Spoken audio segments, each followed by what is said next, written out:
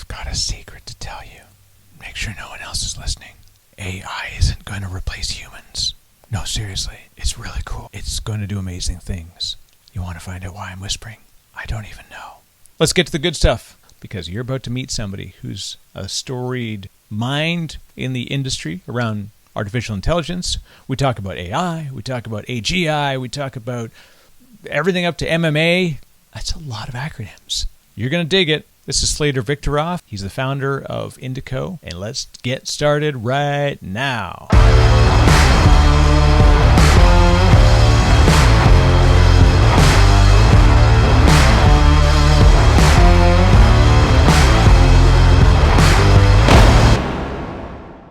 Hey folks, this is Eric Wright, the host of the DiscoPosse podcast. I forget to say that sometimes, just in case you're new. You're about to see a really cool conversation with Slater Victoroff. He's the founder of Indico, and they're doing really neat stuff. They have an enterprise AI platform around handling unstructured content, which just being able to figure out all of the things that I just said, this is a beautiful ground-up lesson in what is AI, what is AGI, what is unstructured content, what's the impact on the industry, what are the ethics behind it. Wow. No, seriously, this is really a fun conversation. We get from AI to MMA and all paths in between. We talk about the real impact that we're having in the world. I'm a fan, and speaking of being a fan, if you can, the one thing I need a human for, not an AI, is if you could click that subscribe button. You see, because if you do that, it reminds you that there's really cool content like the conversation with Slater you're about to see. And drop a comment. Let us know what you're doing. What do you have for breakfast? Just tell us we're doing good stuff. Tell us you don't like it. I read the bad comments too. Let's get with this discussion. This is Slater Victoroff of Indico. This is the DiscoPosse podcast. My name is Slater Victoroff. I'm the CTO and co-founder of Indico Data Solutions. We're an intelligent process automation company working in some of the most cutting-edge machine learning technology on the planet. And you're listening to the DiscoPosse podcast. With that, Slater, thank you very much for joining. I've always liked when you get to see your guest lists and you think to myself, there are about 87 things that I want to talk to this person about. And you are one of those people. I've seen you've described as poet, MMA fighter, founder, many things. Yeah, among a handful of others, but yeah, that is right. So let's start with what you're doing right now. You are CTO and co-founder of Indico Data Solutions. So if you want to give a quick brief bio on yourself, and we'll talk about what Indico's doing, because this is actually you got some really great stuff that's going on in the company. And we'll start there, and we'll kind of branch backwards to the other parts of the story that brought you here. Absolutely. So what I like to say is that Indico is an intelligent process automation company. Some people might be familiar with that space, but for the folks that aren't, everyone defines it a little bit differently. What's important to us is, at the end of the day, our responsibility is to take some of the most complex ML on the planet, as I mentioned, and make it accessible to non-technical users. So when you hear about these, advances coming out of Google and Facebook and OpenAI, those are, very literally the technologies that we're using, that we're helping to develop. Though our focus is a bit different than theirs. As opposed to seeking kind of incremental improvements in architectures, our goal much more is to seek incremental improvements in usability and accessibility. So the question that we ask is, how can we allow non-technical users to use this technology in a productive and effective way?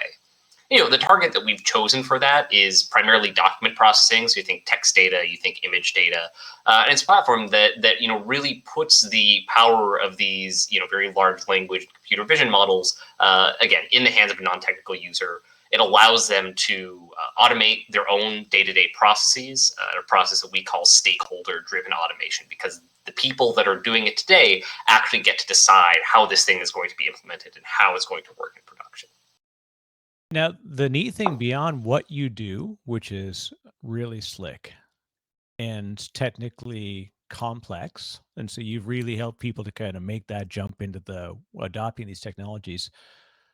But the idea of doing it with less data, and that jumped out when I looked across the materials, and because I think this is one of the biggest problems that people get hung up on. Like, I want to adopt some machine learning, and all you see is it's only as good if you've got these monstrous model datas to feed into the model and train it. And 100%.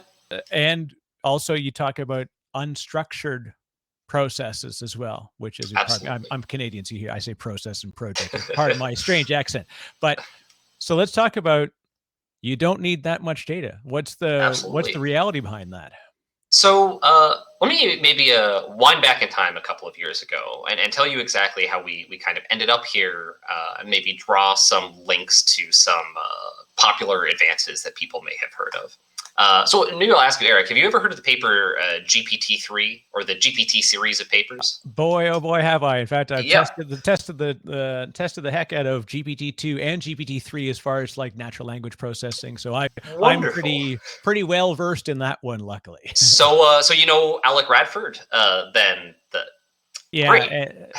We've actually had I'm hoping one day, I'd love to have him on the podcast. Lots of great folks that are in the space, and Alec jumps out definitely as a name that people should know if they're looking in the GPT space for sure.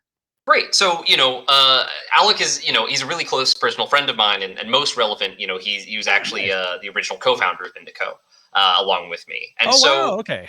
Yeah. So to maybe kind of draw you back, in time, it's me and Alec, right, in a dorm room, the Olin College of Engineering.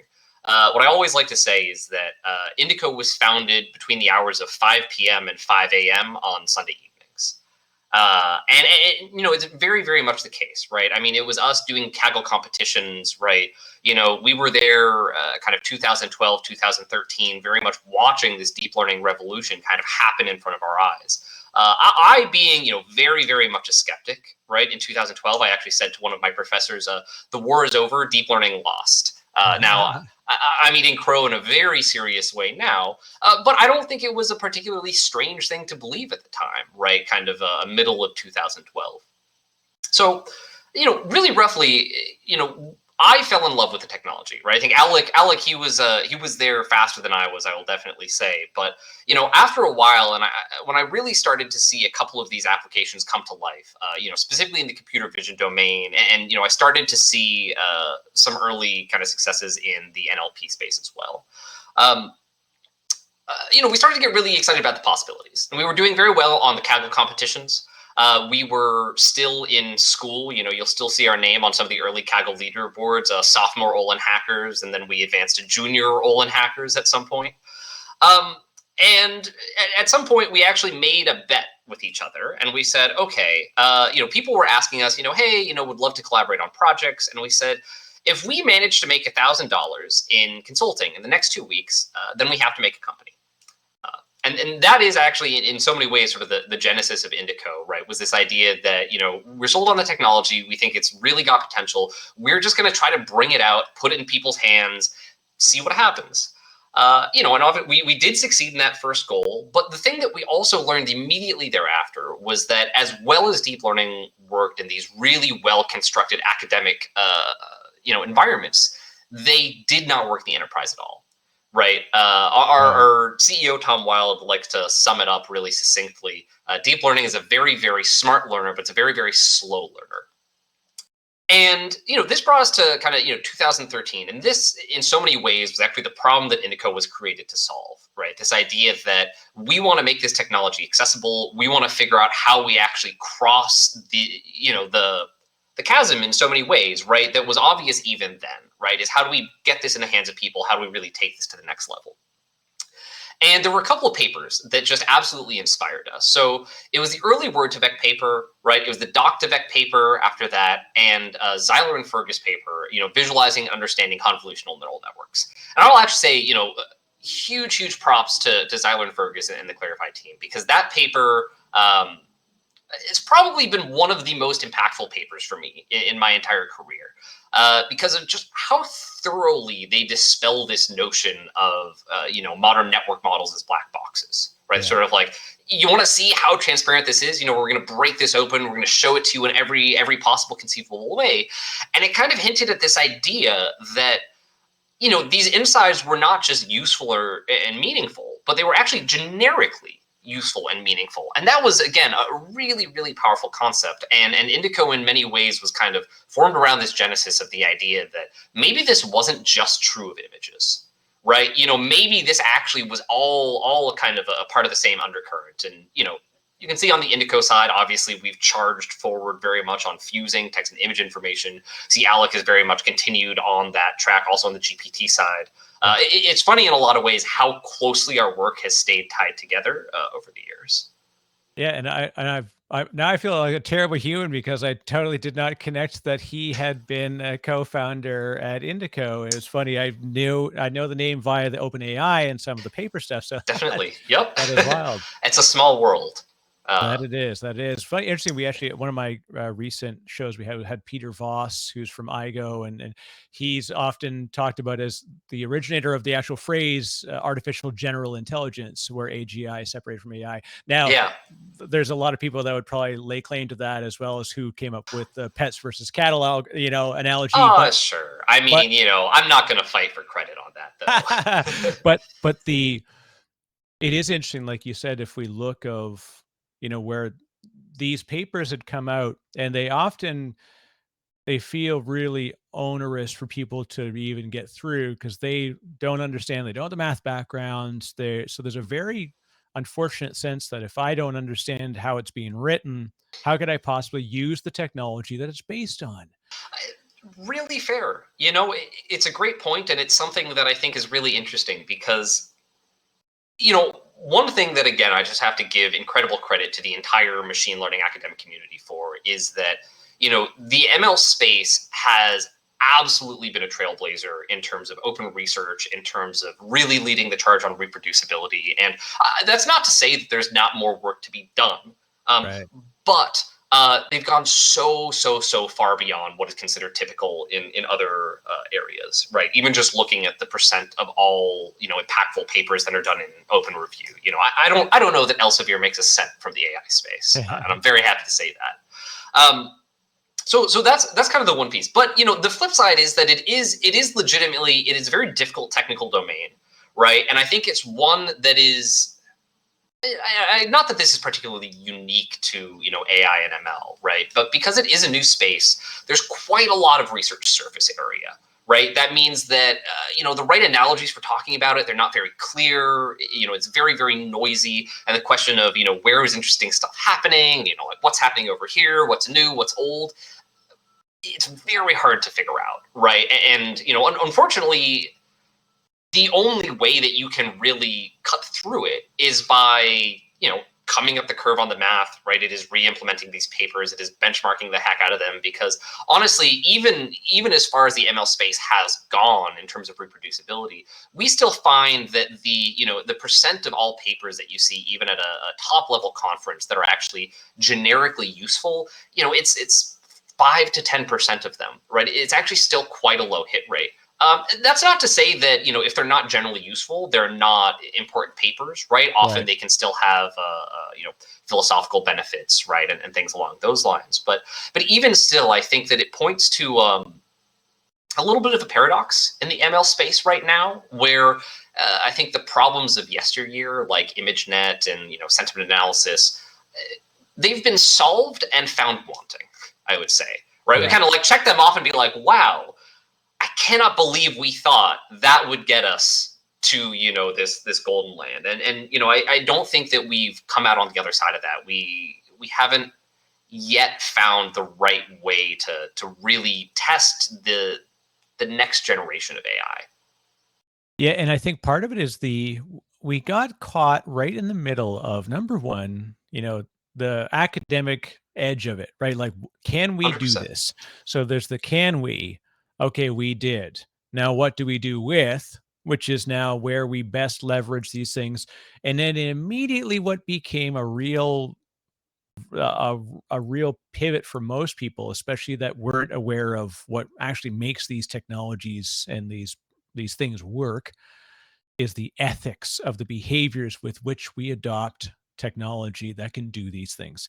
And we made a real fast jump societally on questioning the ethics.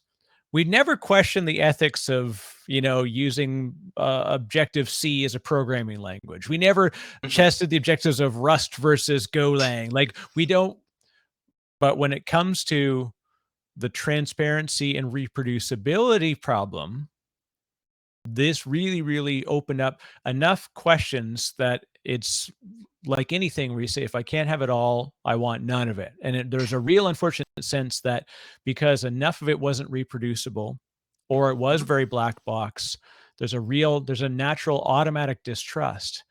And anyways, Yeah, you talked about transparency, and I know you're very strong in this and understanding like the idea of the transparency of the way the models behave is 100%. super important. So, anyways, So that's enough of me. no, no, Does that make sense in how I described it? 100%. And actually, I think that the criticism of the space is fair, and I think it is constructive, maybe with a small asterisk that while I think that the dialogue is extremely constructive, there are definitely opportunists that have kind of twisted it to their own means.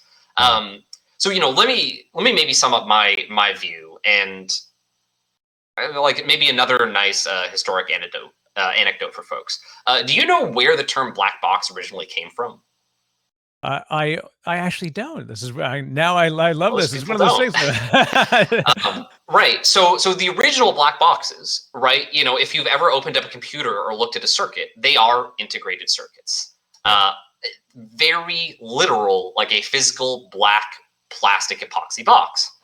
And what people also don't realize is that the term black box is used very, very differently in the computational architecture space, right? In the very large circuit design space than it is in the AI space, right? Because the notion that I think we have adopted is that black boxing, that the black box is opaque, right? That we cannot introspect it, right? That it is, inscrutable. And actually, that's very, very different than how the term originally evolved. It was much more, it was very closely tied to the evolution of a data sheet. The idea that, when we were building increasingly complex circuits, there was no point at which it became impossible to publish a full circuit diagram, right? I mean, certainly we could still do that today, the same way that we could take a modern network model and we could tell you exactly what the weight of every single node is. right. But that ceased to become useful. Right. And it's very, very interesting, I think, when people point at sort of linear regression and say, this is an explainable model, and point to the parameters. And I say, we can do exactly the same thing, but we recognize that in the deep learning space, this does not constitute an explanation. And I very much agree with that assertion, but I think that people have to recognize that it also means that just because you can point out the parameters in your OLS model, right, that actually still does not constitute explainability, right? You might be explaining physically what the model is doing, but that is, what I would characterize that is formal explainability, right? Very useful for researchers, not what people mean generally when they say explainability. Right. And I differentiate it from this notion of functional explainability, which is much more that notion of the data sheet. The idea that we have a black box actually as an empowering method of explainability, that we have defined inputs, defined outputs. We have found a way to characterize the system in a way that you can use it as a building block, right? Without losing important detail, And so I think that the perfect data sheet, while a lot of people are taking cracks at that, it doesn't exist today in the ML space. But I think that is really what at least the most important part of explainability looks like to me, as opposed to arguing about which model architectures are explainable and not. I think that it's purely not an architectural question in my book. Yeah, and I always tell people that like to describe the explainability of machine learning. I'm like, just watch the scene in Jurassic Park where he's sitting in there and he grabs her hand and he drops a drop of water and he tries to explain chaos theory as he says, like, watch the water goes on one side. Oh, in a way only Jeff Goldblum. I think the best thing we could do to open up the world to the ethics, the understanding, the belief in the ethics of machine learning is to have Jeff Goldblum do it. Oh, so what you said? Oh, Yeah, see, you just cracked it open, I think. And there's because the human explainability and trust and understanding that is a real big push towards how things move from like the academic model. The funny thing is like for every technology's gone through this. And in fact, Yeah. we adopt it far before we trust it. And by the time we question the trust of it, it's way too ingrained in behavior. And this is true with machine learning, we can go back to, look, I mean, early days, at least in the first sort of I'll say writer, not writers in like the commercial writing, like Ray Kurzweil talks about like how to create a mind and talking to the idea of like convolutional neural networks and trying to relate it to the newer reader to this who wasn't in the academic space. And it was neat. And it was somewhere between really cool science and possibly the use of of mushrooms. So we don't like he explains Yeah. it in a way that you're fairly sure this gentleman enjoyed the 60s and Yeah, was just like also really Penrose, smart. right? Right. Yeah. Well, Yeah. that is hilarious. You like people describe the Penrose stairs and have like, you do the illustrations of it and you're like, Yeah. what's amazing about this? Not just the fact that it's an incredibly challenging intellectual, like this is a thing that the world is hung on, right? Science is built on this. This man does a lot of drugs. He's really Definitely. cool. I mean, yeah, I mean, he's maybe not quite as open about it as, like Huxley or someone, but, all contemporaries, right? And I mean, certainly I could never come up with the idea of Penrose tilings, right? That's, far beyond my conception. So, I guess it worked for him. Now the fun part, I should make you unpack Eric Weinstein's, new models and sort of there's a lot of interesting things in that. What I love about the way that we do this, like we bring a paper to, through research, gets peer review, then from there it goes out to the world and it gets cited in other, and there's an amazing process that is, because machine learning is so wrapped in the intellectual core of it, it needs this far more than many other technologies. Yeah, and it's also very interesting to see where ML has kind of bristled at the traditional process. And this was kind of I sent a tweet out about this. This was almost my Santa Claus moment as an adult, was realizing that when you look at Science and Nature, right? And I mean, Science and Nature, they are the journals for science, right? I mean, like I grew up on that stuff. Yeah. Their ML content, it's bad. Like their peer review network for machine learning papers, it is legitimately, it is not good. The quality is low. The retraction rate is high, right? And it is not even that they publish these papers very, very commonly, but it was very, very surprising to see, for me to see, the first ML paper I ever saw on Nature, there was a graph in it where I very clearly saw, like, they are comparing apples and oranges here, right? Like this would not pass muster at a big conference. Right. And again, I think it's interesting in that they have really eschewed the traditional publishing model and they have replaced it instead with, I think, a really potent couple of experimental open review models that they do for all the conferences. And I think so much of it was necessitated by the rapid pace of movement in the ML space, right? Is we couldn't deal anymore with the massive lags in between, for publishing, right? Because all of these Elsevier publishers, they're on such slow schedules. So, we moved everything to these thrice, annual conferences, but it means that there's been this massive move towards things like blind review, right? That I think have been tremendously helpful for the ML space. And again, I think that it has also empowered other spaces to follow our lead. And, I think that it has really significantly kind of lessened the hold of Elsevier on the academic market. And, I'm all for that. I think that they're just, awful. I just think they're awful.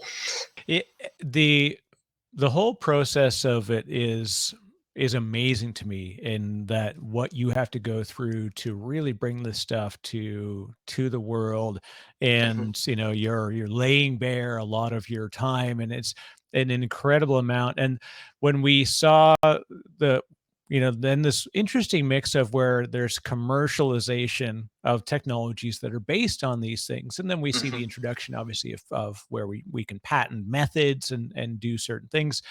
OpenAI, of course, opened a lot of eyes to where this would hit, a commercialization space at scale. And, I don't mean to talk about OpenAI when I should be talking about Indico. I mean, OpenAI's, I think they're a great point, and it's very relevant because I think, you have seen this blending of industry and academia, right? And that is another one of the things that ML has certainly kind of pushed forward a lot, is that I don't think there's another space on the planet where the proportion of cutting edge research that is coming out of industry labs as opposed to academic labs is as high as it is in the ML space, right?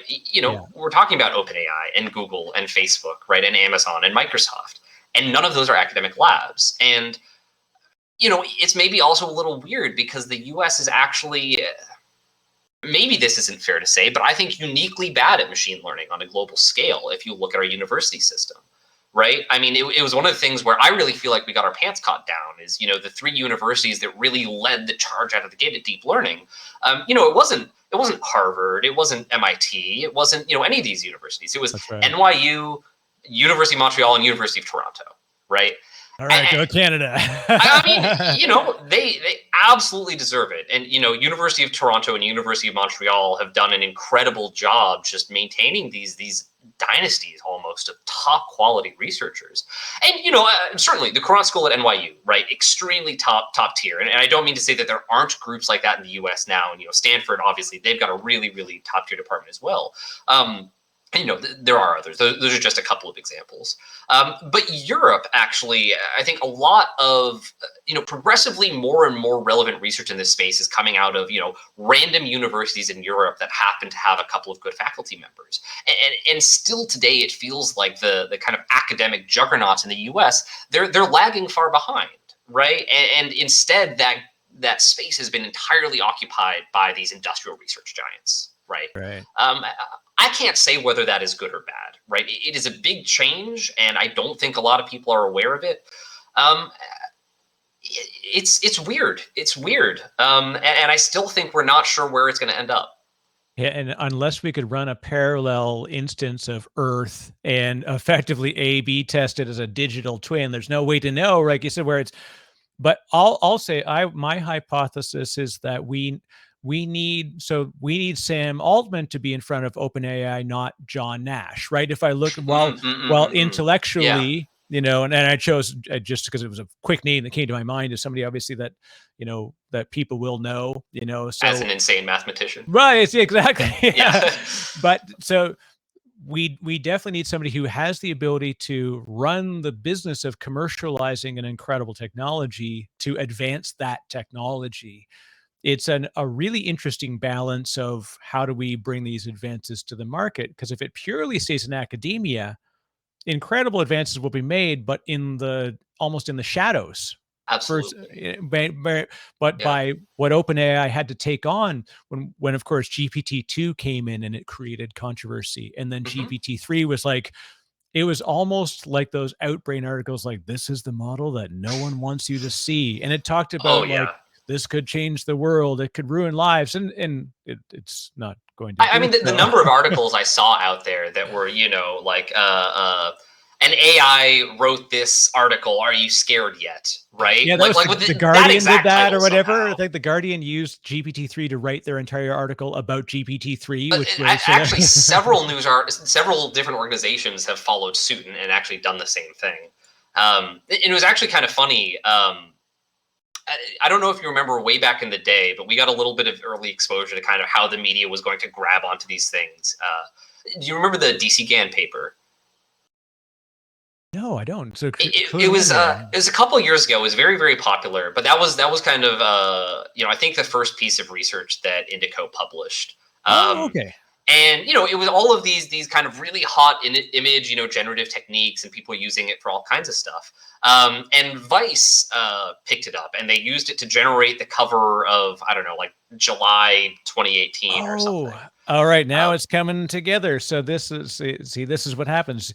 What you slowly connect all the dots here. So bit by bit, and it was interesting because I think that seeing their coverage of that and how they described it, and who they attributed it to, it was all so different than we kind of knew, obviously, at the inside. And the folks at Vice were they were great. We like emailed them and we cleared some of the stuff up, and they published edits to it. But I think, honestly, I feel very bad for Alec now a lot of days, because I know that he sees that kind of stuff, right? Like people talking about GPT, and they're like, this is the new messiah of the digital world, right? Yeah. These like ridiculous, overblown concepts. And he, he's absolutely not that way, right? I mean, he's an outspoken skeptic in the space, right? And actually, to your earlier point on the ethics, I think that it is really important. I think that I draw a lot of parallels between where AI is now and where the pharmaceutical space was sort of at the dawn of patent medicines, where Right. you absolutely had a couple of really big breakthroughs, right? Things like aspirin, right? That would be cornerstones of treatment for years to come. But there was so much buzz and there's so much noise around it, and there are people that are literally selling snake oil. There are people selling useful drugs and trying to keep people's expectations limited. But it's it's a bit rough living through it, and seeing people on both sides, right, telling me that GPT-3 proves that we've accomplished AGI, and then in the same conversation, someone else telling me that, oh, GPT-3 is just the same as some hidden Markov model that we made in the 70s, right? And so when you're caught between those two extremes, it's really hard to I don't know, it's you get whiplash a lot, day to day. And I think the interesting thing is that when you're close to it, we dive further in, and so we're very much, kind of like we say, like people are like, Twitter's a challenging place. So like, well, Twitter doesn't represent Earth necessarily; it represents a very high percentage of elite people because you have Mhm. access to the internet. You're participating in these networks. Like most of the arguments that I see between sort of my peer group and the folks that I kind of follow in various spaces, I don't see them as representative of the global society. Yeah. Unfortunately, they're representative of of the people that have access to the press. Mhm. This Mhm. is what I do love is that we've got the ability for anybody can do stuff with this thing now. And this was fantastic, That right? Like is definitely true. what Yeah. Substack is doing for media, Mhm. machine learning, and what you and the team are doing, like it allows people to no longer have the barrier to bring this stuff into their organization, their community, themselves, whatever it's going to be. Like Yeah. this true democratization is here, See and that that's cool. that no, I mean, I think that that's very much what I'm excited about at the end of the day, right? I think that so many of the problems that we ask when it comes to sort of the ethics of ML, right? I think a lot of the issues come when you approach the problem, in a top-down way. Like a lot of people do think about this, right? I'm going to create the model, right? The model to end all models, and it's going to be perfect, and everyone's going to love it. It's going to do exactly what you want. It's going to walk your dog. It's going to wash your car. This model's going to do it all. And actually, one of the things that I really enjoyed in a recent OpenAI paper, the CLIP paper, they actually call out this thinking a little bit. And CLIP, made really big waves for a lot of the very impressive zero-shot behavior that it indicated. And like that's all the rage is these zero-shot techniques. But they actually make a kind of a point not in their favor, right? Which is that even when we talk about zero shot techniques, there's not really any such thing as a zero shot technique. We're just using, labels as free data, right? Maybe it's not a label, so to speak. But even still, they talk about how, and I tell our customers this all the time, right? So at Indico, you need 200 examples, you get a production quality model, and customers or prospects sometimes will say things like, "Oh, well, shouldn't the AI already know, right? Why do I have to train it?" And here's what I tell them, right? It's like, okay, assume that was true. Say I did have the perfect AI and it knew everything, from the get go. How would you know? How would you determine that in fact the AI did, was capable of doing these things? At which point they say, oh, well, I'd probably have to get some data. I'd need to construct a ground truth. Oh, wait a minute, right? Now, what and for folks that are fresh to this, the zero shot model and the zero shot approach, this is interesting because a lot of people don't realize where that fits in and what training and how the sort of data feeds and because this is a big differentiation. And Yeah. when we talk about the scope of training data, and yet, we introduce the zero shot So context. So if you so don't mind, explain that one. Yeah. So maybe even I can kind of draw it up a level and talk about that space more broadly, because I Sure, think it yeah. goes a lot to these questions about explainability and whether or not these models are black boxes. Very very early on, we made the discovery that when you train an ML model to do X task, it ends up learning a lot of ancillary. Sorry, not any ML model, but like a modern deep learning model. it learns a lot of really interesting ancillary information that maybe you didn't explicitly tell it to learn, but ends up being useful in the task. So one of the ways we saw this first is, you train it to do sentiment analysis, and it learns what punctuation is. It learns what concepts of time are, right? It learns kind of all of these different concepts. And the question that we sort of then ask is, okay, we've got all of this understanding inside of the ML model, and we started asking the question, okay, how much does it understand? And this is where things start to get really interesting. How do we know? How do we test it, right? How do we exercise this understanding? And people came up with a whole bunch of different techniques. Zero-shot learning is one example of that, is that they say, okay, if we've got enough inbuilt understanding, then we should be able to build a classification model just by telling it what the classes are, right? And it should automatically be able to then group things. And you can construct a test to do that, and we're relatively good at that problem now, right? But there are also a lot of other interesting forays. One paper that I really, really loved was the geometry of BERT, or maybe discovering the geometry of BERT, where basically they found that one of the things that we've got sort of hidden in this internal understanding of the space is part of speech tagging and parse trees and all of these things that you used to explicitly build out as different parts of your workflow, and things that linguists often will assert, doggedly, you cannot learn from pure text. But again, we see it in the model. We can show that it is there. There are still, plenty of open questions in terms of how far this understanding goes. What are the right controls that we sort of surface to a user that lets them pilot it in an intelligent way? And that's kind of the much more interesting question that we find ourselves faced with now. Right. Now, and this is, we talk about as well, and actually I was happy to explore this one with Peter Voss when we chatted. It's the split between AI and AGI, so artificial intelligence, artificial general intelligence. We often talk about this, where the line is of deep learning for a single purpose, and this is going to be the AlphaGos of the world. But if you take AlphaGo and then you put it in front of a checker set, it would be dead in the water, right? That was the concept, and where the different types of learning are. If you don't mind, run through that one as well. No, so I think people, narrow really, AI, I guess, is really. I guess I should. Right. Say no. That's exactly right. And I think for a long time, or even still to this day, right, that was sort of the primary assertion of the difference between, AGI and AI. And I will also say up front, my personal, contrarian opinion is that nobody knows what AGI is. Not really a real thing. Not necessarily a productive target to talk about. Nice. I like but I think much more about what is the next step that we need to take to improve AI. And I'm also generally less interested in mimicking humans than I am in augmenting them. So those are my personal biases that I bring to the space.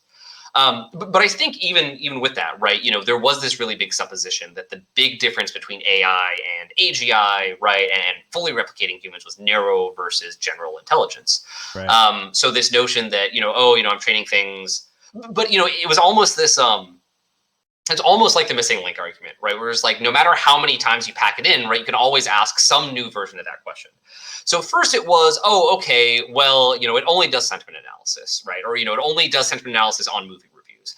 And then, with early transfer learning, we managed to train something that would do just generic sentiment analysis across all data sets. And then they said, okay, well, it's only sentiment analysis, right? This can't possibly do topic modeling.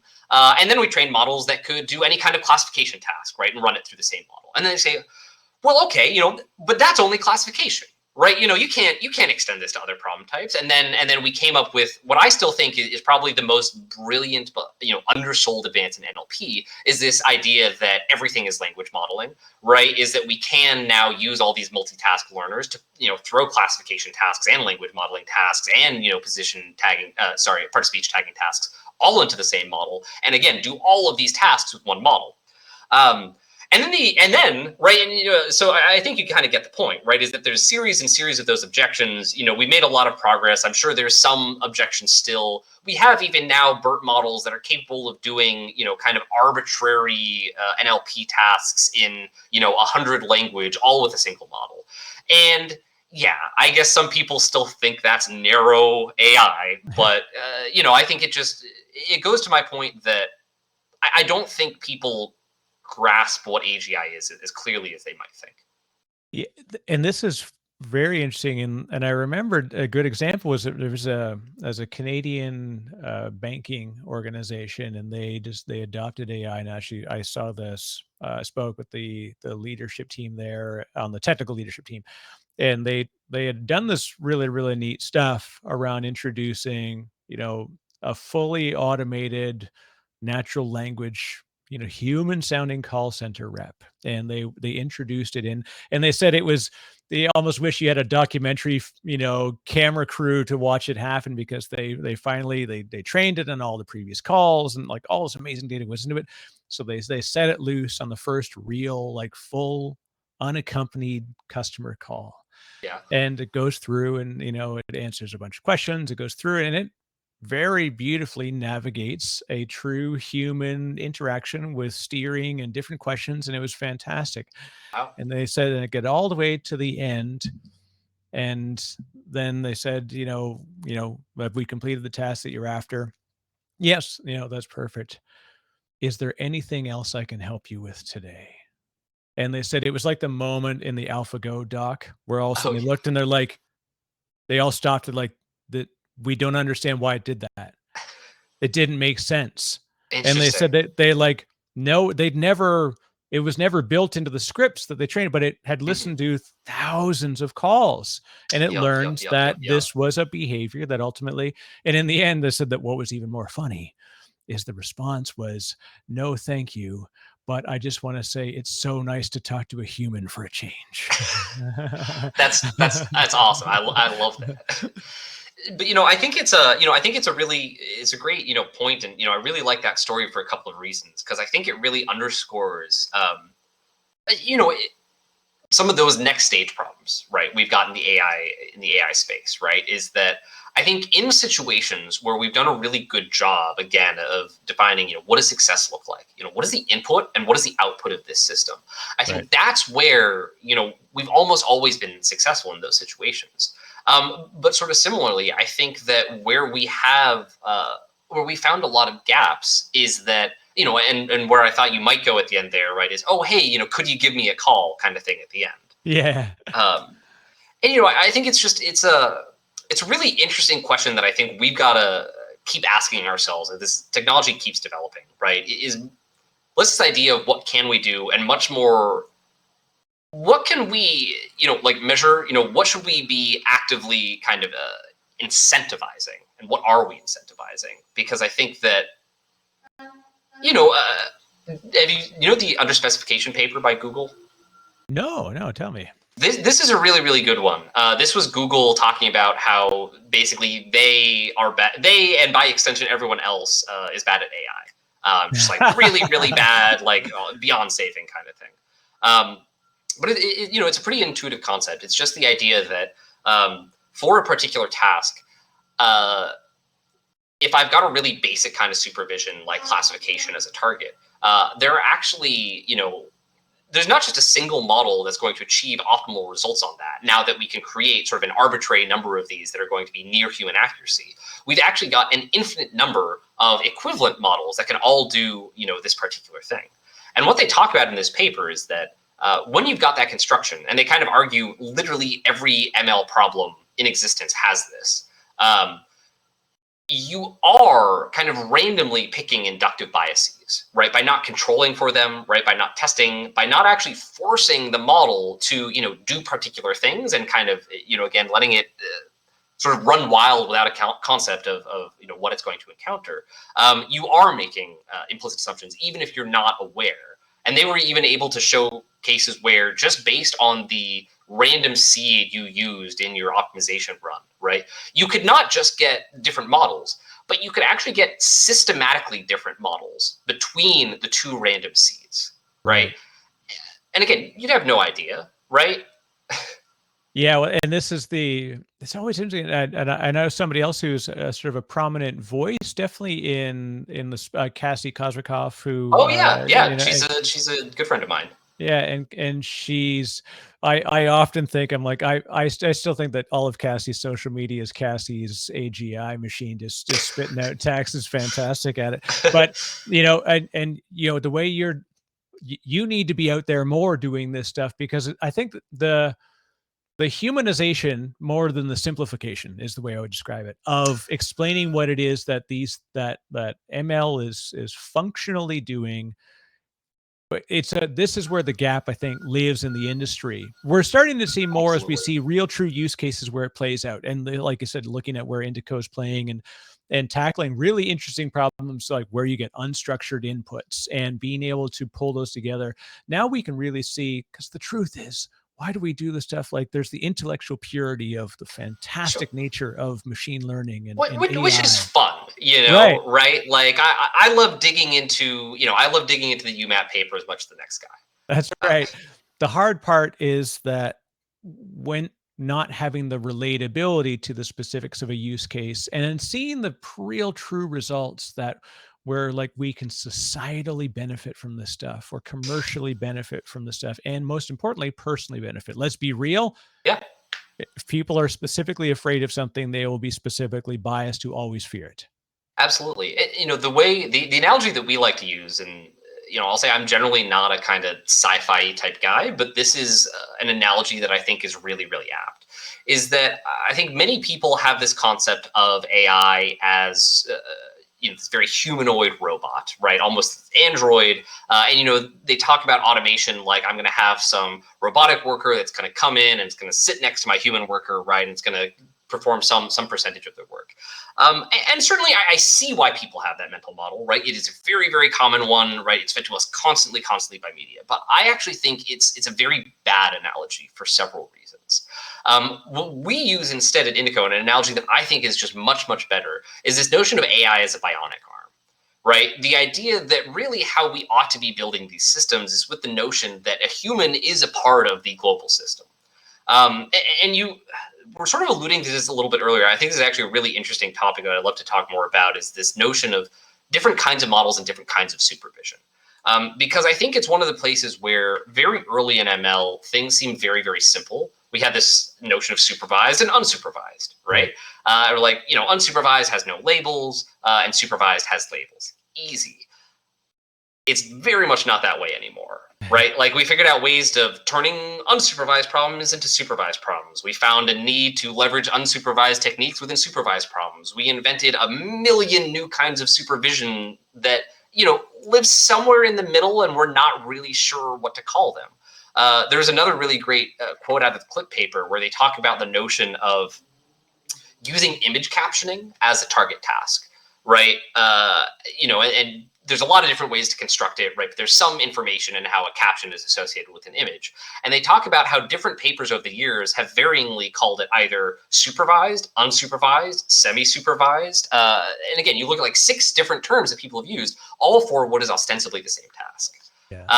And I think it's something that is really going to change very drastically. It is how people think about supervision, is how people think about this idea of actually contributing information from kind of a human to a machine. And I really have enjoyed the term machine teaching, which is something that Microsoft came up with. But it's just this notion that what's much more important in this new generation of ML, right, the next wave, if you will, is figuring out how we are actually going to get our information into these machines.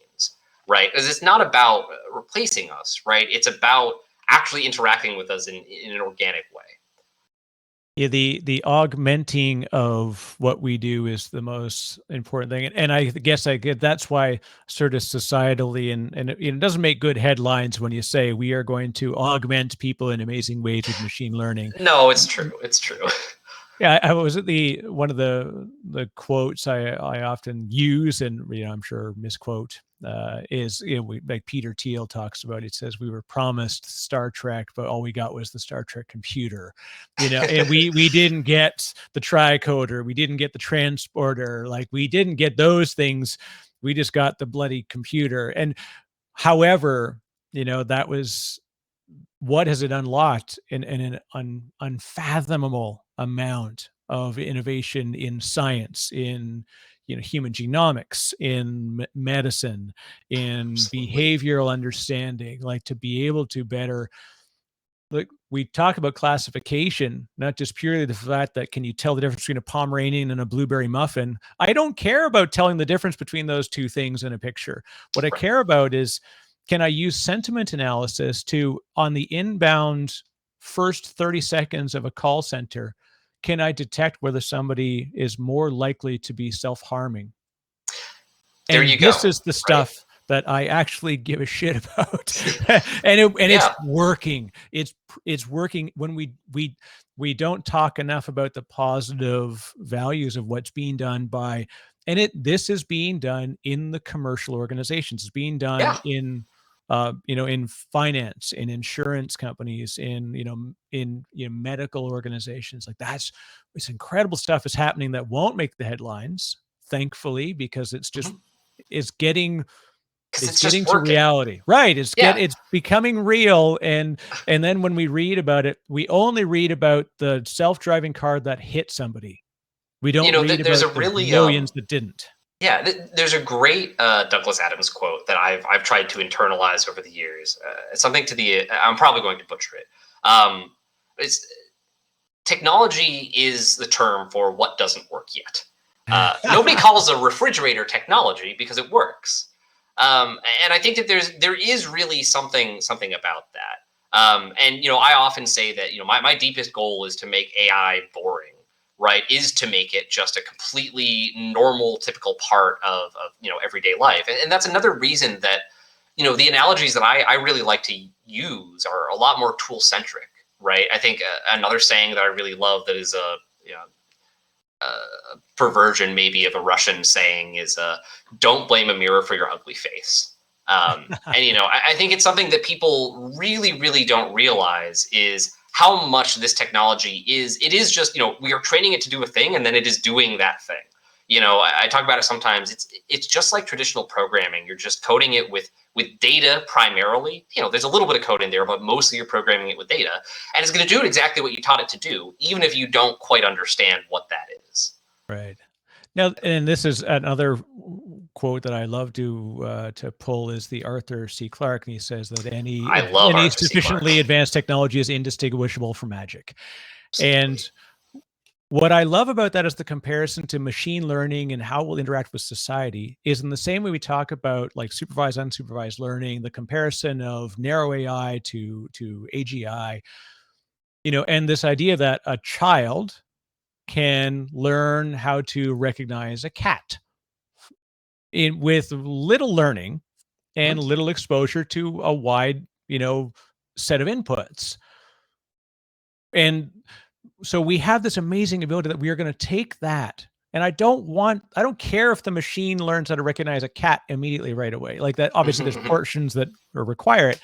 But in the same way that the very specifics of how they can do that in a way that a computer could not without a mass amount of data is fantastic. And that's where these things come together, right? Like I I think show it's my child something, I show them magic. And like I said, my kids do this all the time. I like grab a card and are then you a magician? the card disappears and the card reappears. And my 3-year-old immediately like looks behind my hand. Yep. Every single adult that I know has no freaking idea where the card went. And I'm like, a 3-year-old figured this out before you did. And Yeah. this is where, so when I look at machine learning, it is that thing, right? I don't want it to care about where the card went. I want it to be wowed by the fact that the card looks like it disappeared. That's what machine learning should be to us. Just accept it and I be think amazed by it. I think it's a very interesting example, and I will also just totally randomly. My dad is he's a member of the Magic Castle, so I don't Nice. know if you like do a lot of Very that, cool. but yeah. So I mean I was that 3-year-old, right? Yeah. But I think that there's this really interesting idea, and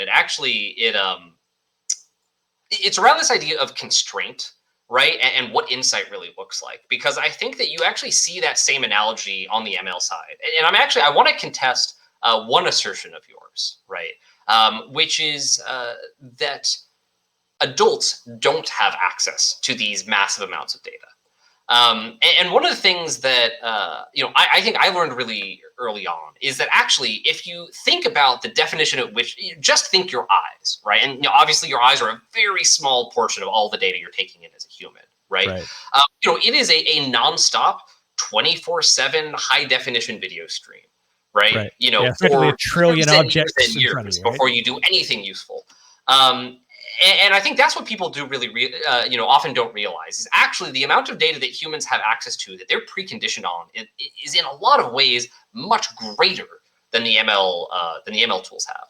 But I think the other thing, and this goes very much along with that, and along with the idea that the adult can't figure out how to solve the problem, is that as time goes on, as we work on particular problems, we come up with very particular ways of viewing the world and constructing problems. And in a lot of ways, this is another one of the tensions in ML, is that everyone wants to say, oh, we're going to put it in a situation, and because it doesn't have its preconceived notions, it's going to figure out a novel way to solve the problem. And it often does, right? As it finds the glitch in the video game that we didn't find before. But then when it does, we say, oh, well, but it solved the problem wrong, right? No, but that's the wrong way. Which then, of course, kind of answers that question, well, what's wrong, right? And sort of this question of, what is the proper amount of guidance in a search? And that, I think, I think it underscores that idea to me that thinking more about what we want out of them than what they can do, that's actually where we've got the most uncertainty now, I think. Yeah, it's funny too, and this is why I tell people, they said, how do you learn how to use technology better? I said, easy. My favorite book is DSM-4. It's this statistical, understanding of mental illness. Mental illness. And they said, you learn how people work by learning how they break. And in effect, being able to understand where the edges are. And this is in effect a lot of what we do with machine learning. It's not about the center of the model, it's about the edges and where we discover the edges and then build, the whole idea. We constantly talk about edge cases, yet we sort of naturally try to exclude them from our thought process because we don't like to have to deal with edge cases. But the whole way that we learn how people work is to know where an edge case becomes introduced and to analyze where it is. Have you heard of the clever Hans effect? No. So this is a term that someone introduced in the NLP space. I'm a huge proponent of it. Have you ever heard of clever Hans? Clever Hans, no. So I believe Clever Hans is an American horse, but I'm not completely certain. So this is from, I believe, the era of patent medicine. Is this going to be the horse that counts? Yes, that is. Right, yeah. The one that they believed he was doing something, but in fact, when they randomized the question, they found it was just luck more than anything. Sort of. So let me give the detail, and actually, I think the analogy is very, very good. So like you said, Clever Hans is this horse that can do math, is the incredible thing. And the way they do this, it's like a carnival show. They, bring attendees in and they'll draw a math equation up on the board. And the idea is that the horse then is going to stamp its foot a certain number of times, and however many times it stamps, that's the answer. And the horse is always right somehow, right? People can't figure it out, right? But, they bring audience members up to write their own questions, right? And they control this a whole bunch of different ways. The only thing that makes a difference is, for some reason, it only works with this particular handler. Now, what it turns out is that the horse has gotten it's a very, very smart horse, right? But obviously the horse can't do math. What the horse can do is it can read its handler very, very well. And because of the particular way in which it is counting, it reads the handler's body language and it looks for the immediate, release of tension when it gets to the right number, and that's when it stops. And all that's to say is that, obviously we can't say Clever Hans is wrong, that he solved the problem the wrong way. He's using the tools that he's got at his disposal. And obviously, again, still a very, very clever horse. But there's a really close analogy to that in the NLP space, which is that, as we construct the problem is being solved. But we often don't realize that there's some, ambiguity in the problem framing. It may be constructed as, right? And, these researchers, and it's, again, I just think researchers that talk about why their work is not impactful, I have a lot of respect for them. That's exactly what they did. They talked about how setting state-of-the-art is cliche. You just grab BERT, throw it at a data set.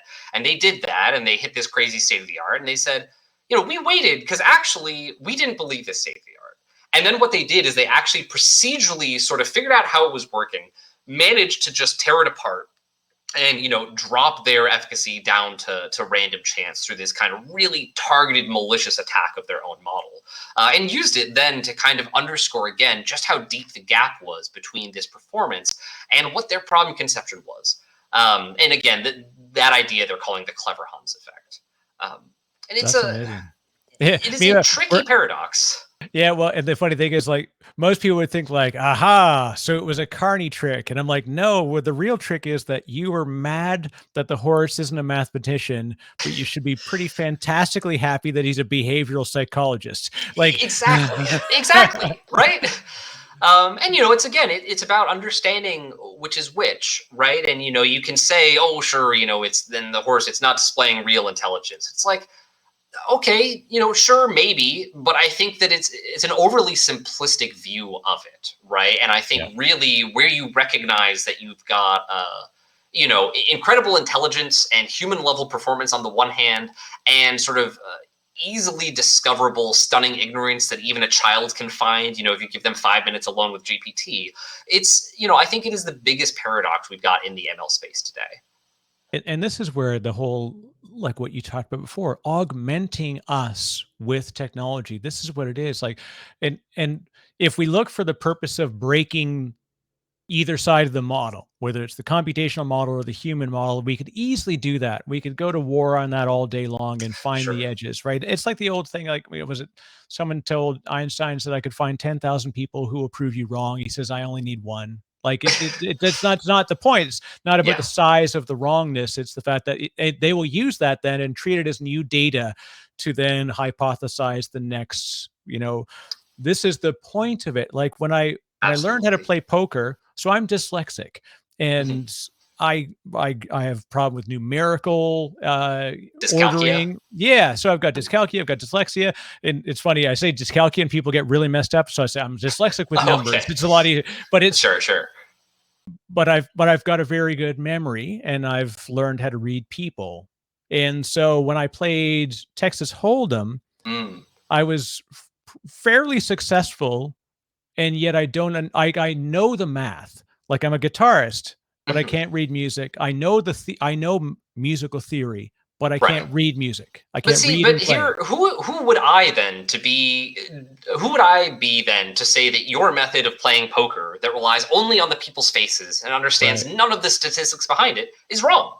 Right. If it works, it works. That was exactly the thing that ended up coming up is people would in fact, it was even more difficult to play against me because I didn't follow the statistical approach that they believed I should. Because I was I worked for a financial services company. These are like quants. These are people who were like doing incredible data analysis, and they were fantastically good at poker because they knew exactly the percentage of the cards. Like they were card counting on the fly, doing all this amazing stuff.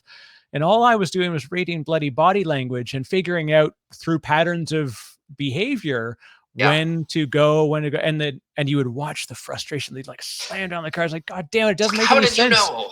They're like, how? And because they said, you shouldn't have bet then. Like, and I would always get yelled at. And I was like, well, I don't know. It seems to work. So that was my outcome. I actually think that lesson is actually kind of one of the key things that is going to be driving the next decade of AI, believe it or not. And I think it's so I'm going to paint a picture for you for a moment. So you drink coffee. I do. I have a coffee company, actually. So I really drink coffee. Yeah. Oh, great. Wonderful. Okay. So think of drinking a cup of coffee. Right. And, you've just poured it, it's very, very hot, and you want to take a sip of your cup of coffee. Now, the number of different body systems that have to come together for you to do what is, again, the simplest thing in the world, right? You have to have temperature sensors that tell you how hot it is, right? You have to feel the position of your arm constantly to make sure you bring it really, really careful and you don't spill it at all, right? And again, we do this without thinking about it at all. Now, I want you to think about taking a sip of your cup of coffee, but rather than having your full body, now you have to do it as a purely visual task, right? Your arm is completely numb, right? You have no sense of temperature. You have no sense of taste. You have to sort of look at the steam, rising up from the cup and determine whether or not it's hot enough. And you can very easily see how a trivial problem becomes impossibly difficult. Right. And I actually think this is the core of the issue with ML today, right? And I think this is kind of what we need to get past to get to that next plateau. Is, today you've got like NLP techniques that work with text, right? You've got image techniques that, or computer vision techniques that work with image, and never the twain shall meet.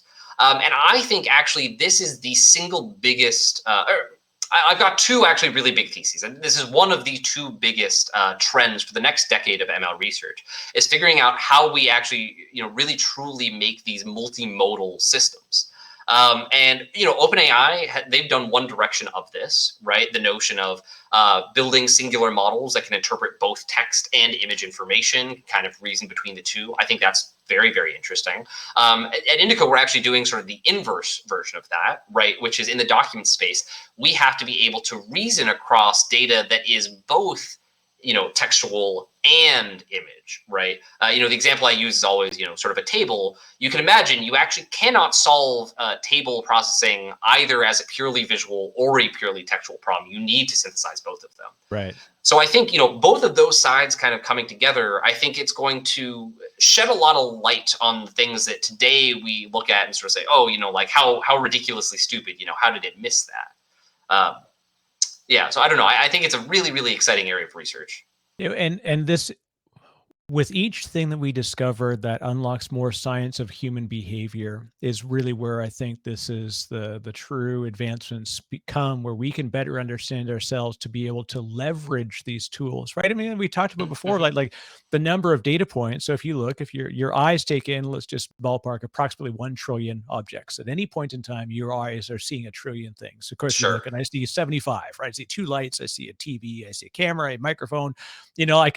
My eye process a certain amount of things. Sure. Now, you take LSD, and as an example, well, ballpark. Maybe I know people who've done this. So, but one of the effects of LSD or MDMA or different anything that drugs, turns off your the default neural system, right? And what it does is one of the effects with LSD is the elongation of the perception of time. Mm-hmm. And it's because in the same way, and there's also what they call trails, right? Visual sort of lagging behind as you like move your arm. It's the same way if you do it in front of an old TV that's like 59 hertz and you do this and you see 10 hands. Yep.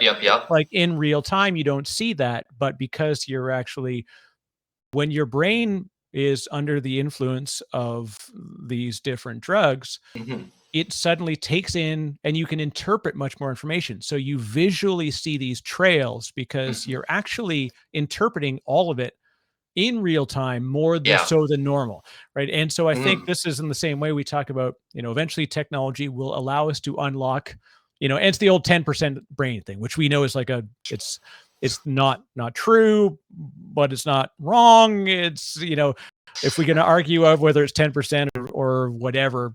But what I always say is, if you were using 100% of your brain, you would have a massive grand mal seizure.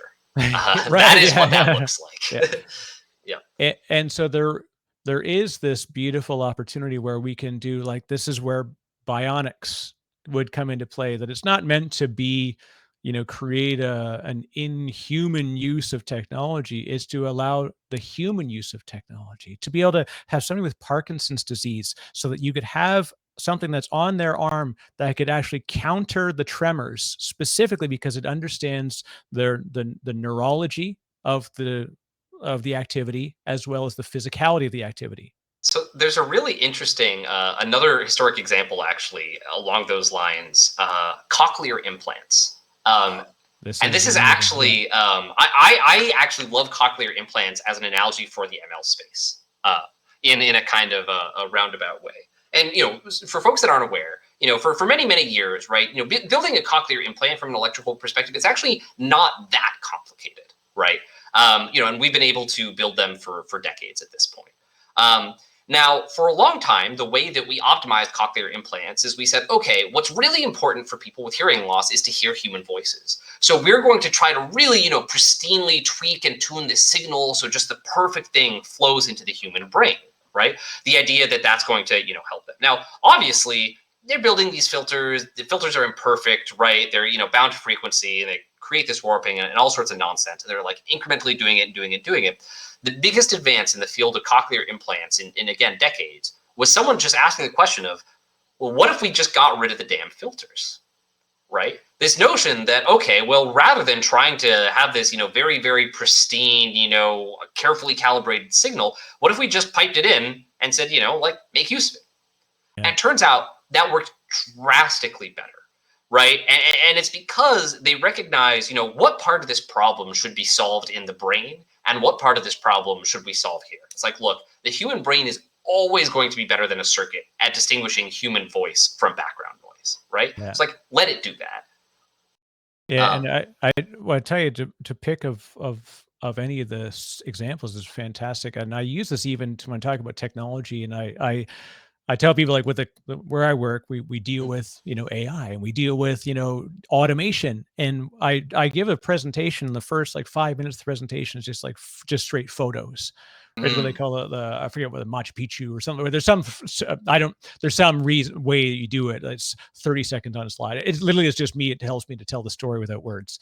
Got it. And I say, like, here's a doctor, right? And with the advances in technology, that we can automate the ability to bring a drug to market sooner because of being able to advance the speed of trials and be able to advance the speed of research, right? It's absolutely. I'm advising a company that does that. right. And and it's relatable. It's immediate. You understand it, right? The next one is self-driving and whatever. I've got everything. And the last one that I use every time, and it's like I still struggle even to get through the presentation because it's actually so meaningful. Is this? It's a screenshot of a little girl. She's a toddler. She's 2 years old, and it's the look of like tears coming out her eyes the first time that she hears her mother's voice. And I said that's what we do, right? That's what you do. That's why we do what we do. Like, this amazing technology. We talk about the automation, the bits, the AI, and like what we actually just did was we allowed a little girl to hear her mother's voice for the first time in her life. That's pretty darn amazing, if you ask me, right? No, I mean that is really something. And you watch, and at that point, then people are like, okay, now we can dig into the technology, and we've really given it context. And it's like, I just love it because it's like it's a pretty powerful moment when sometimes when you explain it to people and they realize, like, oh, right. When we give that beautiful relative story that, and this is where, like I said, you're really good at this. Like, you really do a great job of bringing it to a human understanding. And this is what we need more of. I think,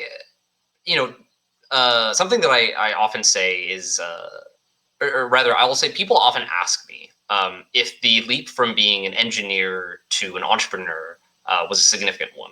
And I actually tell them, not only do I think the answer is no, I don't even really feel like I've changed. Only if for no other reason than I've got a very particular definition of engineering. To me, engineering, it is the art and science of bringing something from idea to reality, right? I think the only difference is that many engineers, they think that their responsibilities end at sort of the prototype, right? Idea to prototype, or maybe prototype to a production example.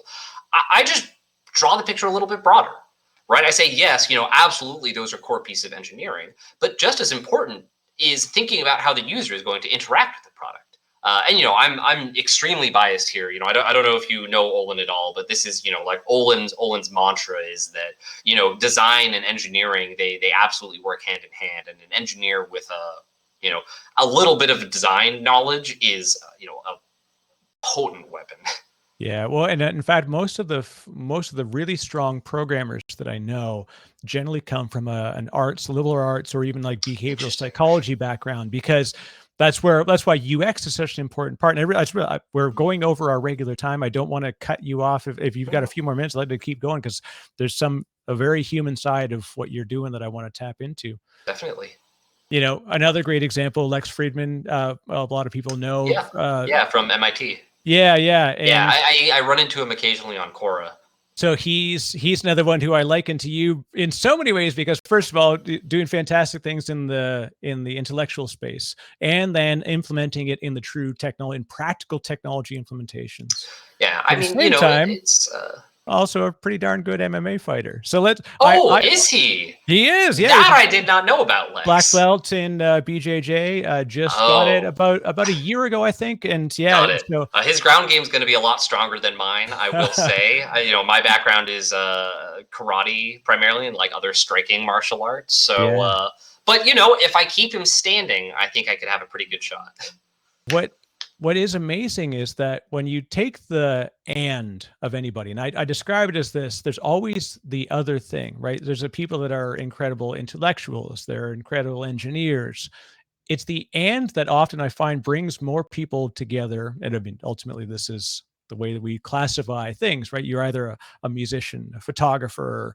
There's another thing that often brings us to a much more common space, and that's what's funny is it gives a personal connection to how we do things. And so it was funny when I read your bio, and of course you've got all of this background. So tell us about how MMA influenced some of the things that you do as well. Yeah, I mean that's really fair. And then maybe I'll also draw this to science fiction earlier. I remembered you mentioning that, and that's something else kind of relevant. So, look, on the MMA side, and I'll just say like martial arts for me, it's something that has been important to me for almost my whole life. I will also say since starting Indico, I don't quite have the time to fight like I used to.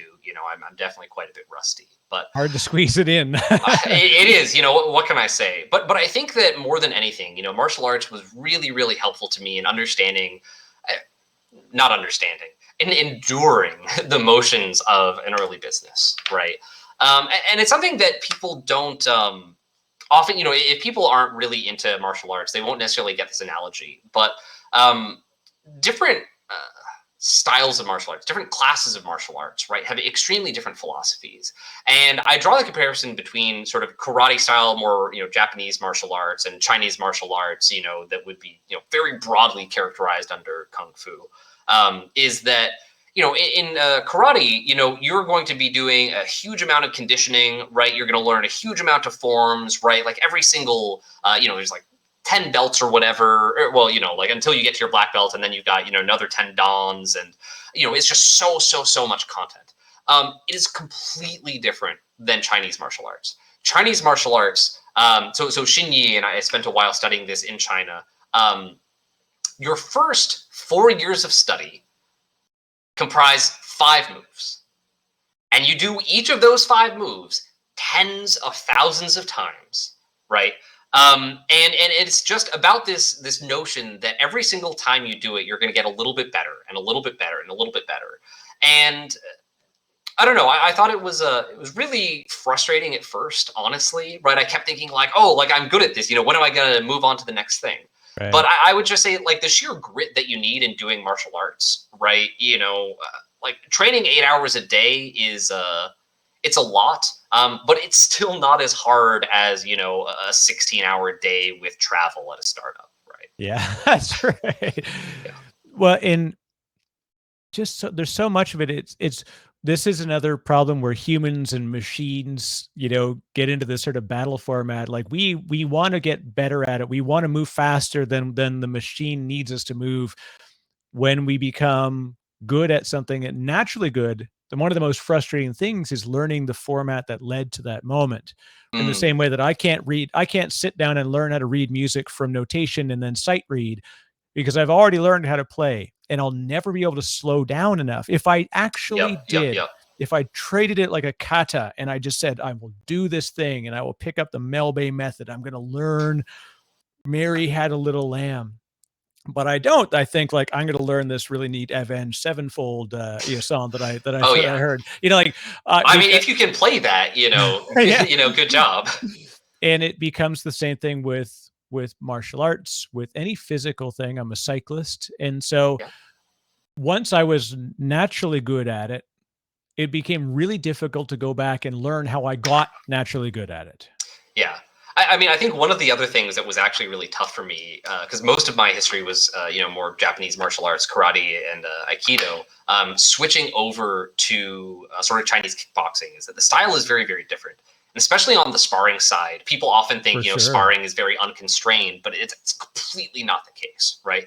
Every different, even MMA, which is often lauded as being, like no holds bar, you can do whatever you want, like, absolutely not, right? There are it is a lot of extremely guardrails. rigid, right? Yeah. Like, Yeah, like go into an amateur fight, try kneeing someone in the face, see how long they let you stay there, right? That's right. So that was is a really really big adjustment. But I think maybe to bring it back to AI, it was another place where it brought this really deep sense of how even a very basic set of rules that you wouldn't think much about can actually have really profound effects.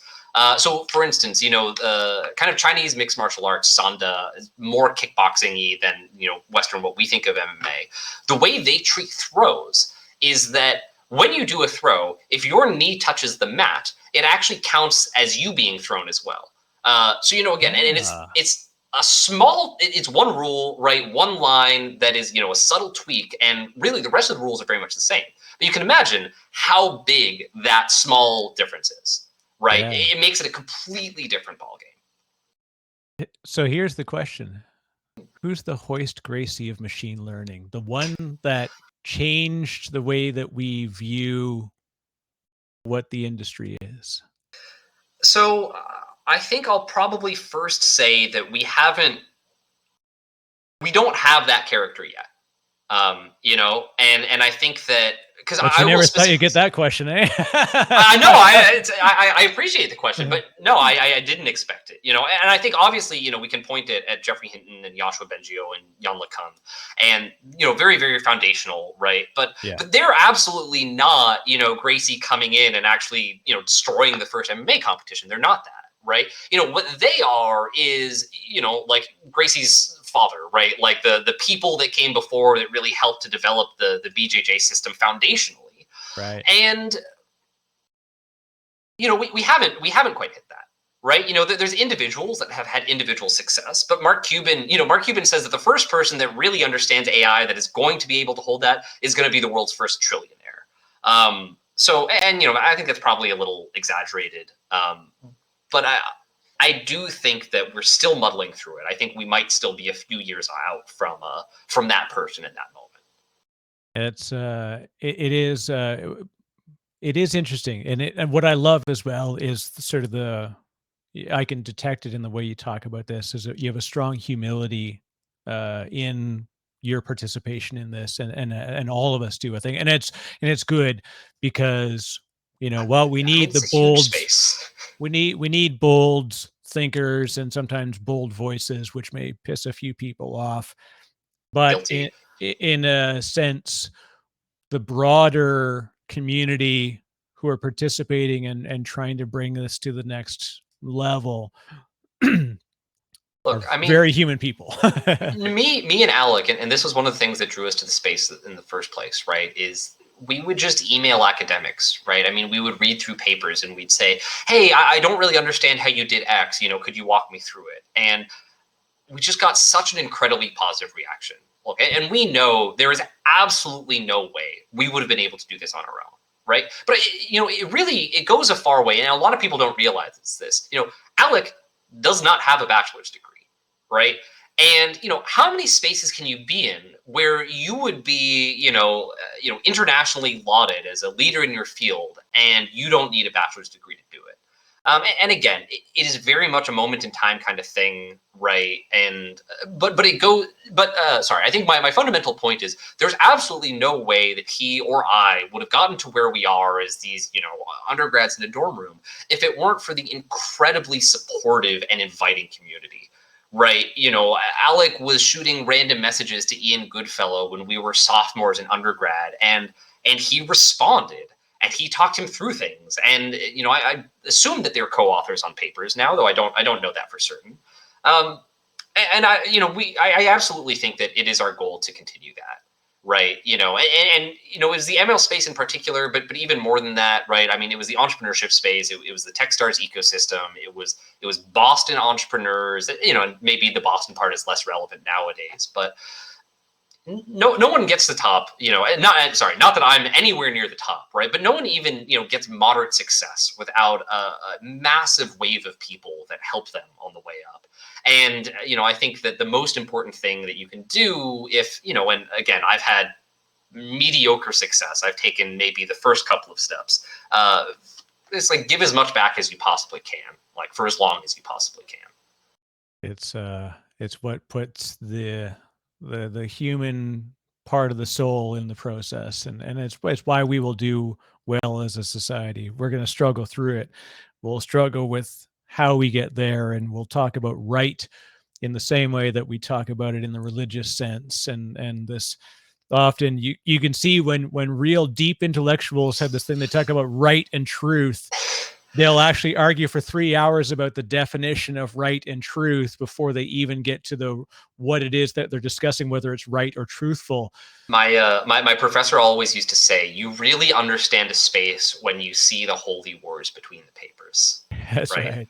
And it's like it's all of these like implicit jabs at each other, right? I mean, it'll be this one line. We do this ML reading group at Indico every week, and I'll always pick out these little snippets where it's like, you might not realize this, but I'll caption the lines like, "Oh, Google throws ultimate shade at IBM."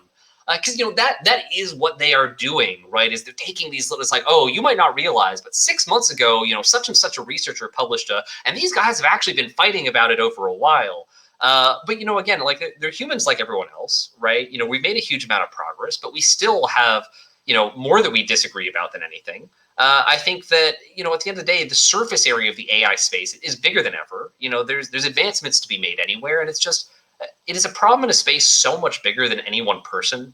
Like I'd have to be incredibly arrogant to say that I actually know anything about AI when the space is so large that, I feel like my little piece of it rounds down to zero in the grand scheme of things. It's refreshing to know that you're a voice amongst it, and there's a lot of folks that are like you that maybe we don't hear about, and that's always the interesting. Yeah, the other problem we've got, of course, is the press. They seek the headlines more than they seek the story. Look, and there's people selling snake oil straight out. I mean, you look at the massive collapse in Antworks. You look at IBM and the Anderson case study, right? I mean, you look at the Amazon resume reviewer, and I'm only using public things, right? But right. It is clear that it has not all been roses, right? There have been people that have done anything from, depending on how cynical you are, sell inflated expectations, or again, like knowingly selling snake oil, depending on how cynical you are. Yeah, it's but I'm excited and by what's ahead, and I'm excited by the opportunities that we all have to participate in it. That's the other thing, is we all have a chance to participate and influence what's coming in various ways by what we choose to adopt and use. And I think there's no better time, honestly, to dive into the ML space than now. We've done amazing? A lot of the hard work, and like there's so much exciting right on the other side. Can you imagine? Like, not that many years ago, I've got a friend, and he was a student of John Nash, and he says he remembers like the languages he was using to program in at the time when he's like from there to here, and where they developed the fundamentals of game theory and like all the stuff that came out of that stuff. And now the ability for us to exponentially advance things, and this is the difference I talked about to Joe Bhakti, the head of a company called QuantGene, and the misuse of the word exponential. And he's like, no, this legitimately is exponential, like using quantum technologies to exponentially advance the way we do things. We are very truly in an amazing time in society. I think it is really, really, it is impressive stuff. And I think it's interesting because, I think in a lot of ways the GPU sort of boom, right? And it's become this incredibly sophisticated tool chain, right? That is built up on top of GPUs as your compute surface. But, yeah, I was hearing about GPUs being used in compute as this sort of theoretical thing, when I was probably 12, 13 years old on a computer, right? Yeah. Like futzing around on the internet. I think it was really, really, it's just, I don't know. The longer I'm in this space, the more I'm humbled by the fact that the more things change, the more things stay the same, right? Like how, there's not, old men jumping out of bathtubs screaming Eureka, right? Like It just doesn't happen, right? It is diligent work over long periods of time, making consistent, real, incremental progress. And I think that, I don't use incremental in like a negative way, right? I think making real incremental progress in the science is incredibly difficult. And those real incremental improvements, right? Like modern deep learning. You know, I can't point exactly at where it started, but there is a, you know, a real increment in there somewhere, and we're still just feeling the ripples of this technology. We've got so many other places we could apply it to. It's a wondrous time to be in it all. It absolutely is. Excellent. Well, Slater, I could literally just talk to you all day on this stuff. This is really good. Thank you for taking the time. For folks that did want to get in touch, obviously I'll have links to, you know, recommend people check out Indico and what you're doing there. But if they want to reach out individually and get a hold of you, what's the best way to do that? Yeah, you know, you can ping me on Twitter, SL8RV. You know, LinkedIn is always good, and I do take questions on Quora if you've got anything that is ML specific. Nice. Yeah, that's a what I always am amazed by is this idea that no matter how amazing technology is and what we can do with it, when it all comes down to it, we're still going to be fighting over which Linux distribution we're using to do it. That'll be the thing that breaks society. It won't be the ethics of machine learning. It'll be somebody arguing with you, why did you use Ubuntu instead of CentOS? Like, as we always joke about how you know, AI is the easy stuff. What we're never going to solve is video conferencing, right? Oh, that is beyond human comprehension. You know, like we'll have AGI, you know, defined, locked down, executed on. We're going to have quantum computers in every household. Web conferencing is still going to be a hassle. That is the elusive technology that, and I would even question whether video conferencing is augmented or taken us backwards in interaction. You know, I love it. Lets me see a family that I wouldn't see otherwise. But it's just different. It is, yeah. And it's cognitively tiring.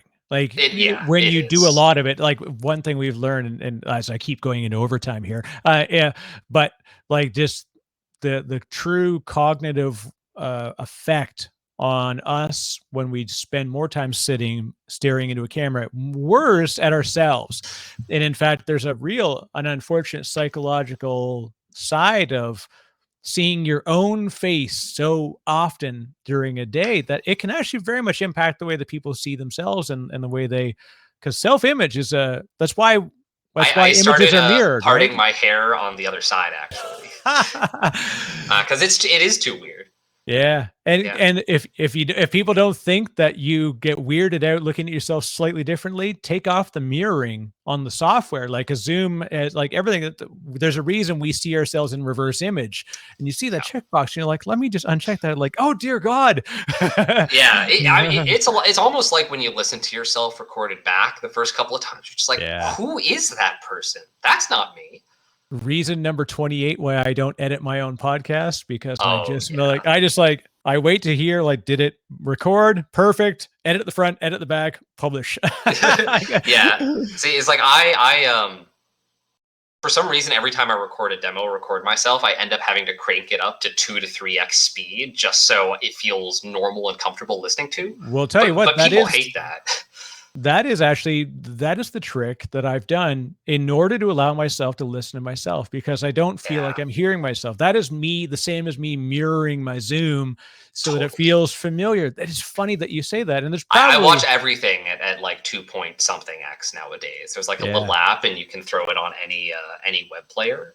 That is, it's such a lifesaver. The first time I heard Sam Harris talk at normal speed, I thought I was something had gone wrong with him. And it was like, because I've been listening to podcasts, I listen to all these many speakers, especially when they're very thoughtful speakers, and they're very purposeful in the way they describe things. Yeah. But you know, you can 2x it and not lose anything. Yeah, I haven't quite gotten there. I'm about 1.75 is my sweet spot.